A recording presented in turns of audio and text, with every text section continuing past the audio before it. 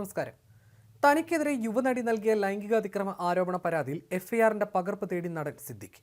പകർപ്പ് തേടിയുള്ള അപേക്ഷ സിദ്ദിഖ് അഭിഭാഷകൻ വഴി തിരുവനന്തപുരം മജിസ്ട്രേറ്റ് കോടതിയിൽ സമർപ്പിച്ചു. മുൻകൂർ ജാമ്യം തേടുന്നതിനായിട്ടാണ് രേഖകളുടെ പകർപ്പിനുള്ള അപേക്ഷ സമർപ്പിച്ചതെന്നാണ് വിവരം.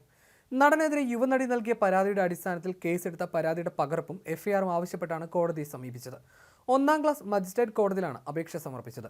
സിദ്ദിഖിനെതിരായ പരാതിക്കാരിയുടെ രഹസ്യമൊഴി മജിസ്ട്രേറ്റ് രേഖപ്പെടുത്തും. യുവനടി നൽകിയ പരാതിയുടെ തെളിവുകൾ ശേഖരിച്ചുകൊണ്ടിരിക്കുകയാണ് അന്വേഷണ സംഘം. തിരുവനന്തപുരം മസ്കറ്റ് ഹോട്ടലിൽ നടത്തിയ പരിശോധനയിലാണ് സിദ്ദിഖിനെതിരെ സുപ്രധാന തെളിവുകൾ പോലീസ് ശേഖരിച്ചത്. പരാതിക്കാരി പറഞ്ഞ ദിവസം സിദ്ദിഖ് മസ്കറ്റ് ഹോട്ടലിൽ താമസിച്ചിരുന്നതിന്റെ തെളിവായി ഹോട്ടലിലെ രജിസ്റ്റർ പോലീസിന് ലഭിച്ചു. 2016 ജനുവരി 28-ന് സിദ്ദിഖ് മസ്കറ്റ് ഹോട്ടലിൽ താമസിച്ചിരുന്നു. അന്നേ ദിവസമാണ് സിനിമയുടെ പ്രിവ്യൂ നടന്നത്. പ്രിവ്യൂ നടന്ന ദിവസം ഹോട്ടലിൽ വിളിച്ചു വരുത്തി ബലാത്സംഗം ചെയ്തുവെന്നായിരുന്നു സിദ്ദിഖിനെതിരായ പരാതി.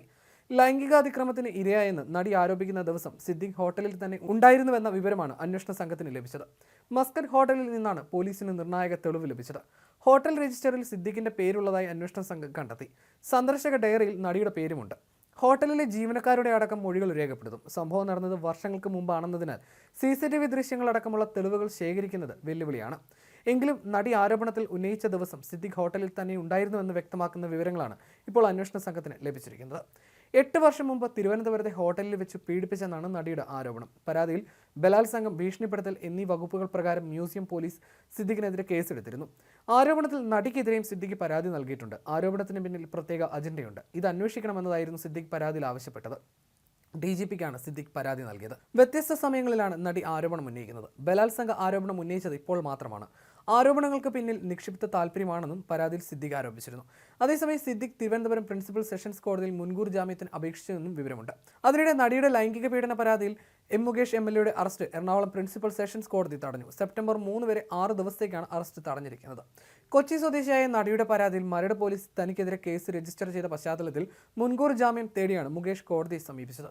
ആരോപണത്തിൽ കേസെടുത്തതോടെ മുകേഷ് MLA സ്ഥാനത്ത് നിന്ന് രാജിവെക്കണമെന്ന ആവശ്യവും ശക്തമായിരുന്നു.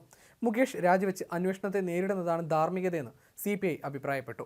രാജി ആവശ്യവും പ്രതിപക്ഷ പ്രതിഷേധവും ശക്തമായതോടെ മുകേഷിന്റെ വീടിന് മുന്നിൽ സുരക്ഷ ശക്തമാക്കിയിരിക്കുകയാണ്. കുമാരപുരത്തെ വീട് ശക്തമായ പോലീസ് സംരക്ഷണത്തിലാണ്. മുകേഷ് മുഖ്യമന്ത്രിയെ നേരിട്ട് കണ്ട് കാര്യങ്ങൾ വിശദീകരിച്ചിരുന്നു. പരാതിക്കാരി പണം തട്ടാൻ ശ്രമിച്ചതിനുള്ള തെളിവുകൾ മുഖ്യമന്ത്രിക്ക് കൈമാറി. തന്റെ പക്കലുണ്ടെന്ന് അവകാശപ്പെടുന്ന തെളിവുകൾ നിരത്തി നിയമപരമായി നേരിടാനാണ് മുകേഷിന് നിയമോപദേശം ലഭിച്ചത്. അതിനാൽ തൽക്കാലം ഹൈക്കോടതിയെ സമീപിക്കില്ല. അതേസമയം മുകേഷ് തൽക്കാലം MLA സ്ഥാനം രാജിവെക്കേണ്ടതില്ലെന്ന് തന്നെയാണ് CPM നിലപാട്. സിനിമ നയരൂപീകരണ സമിതി പുനഃസംഘടിപ്പിക്കാനും ആ സമയത്ത് മുകേഷിനെ സമിതിയിൽ നിന്ന് ഒഴിവാക്കാനുമാണ് CPM അവൈലബിൾ സെക്രട്ടേറിയറ്റിലുണ്ടാക്കിയ ധാരണ.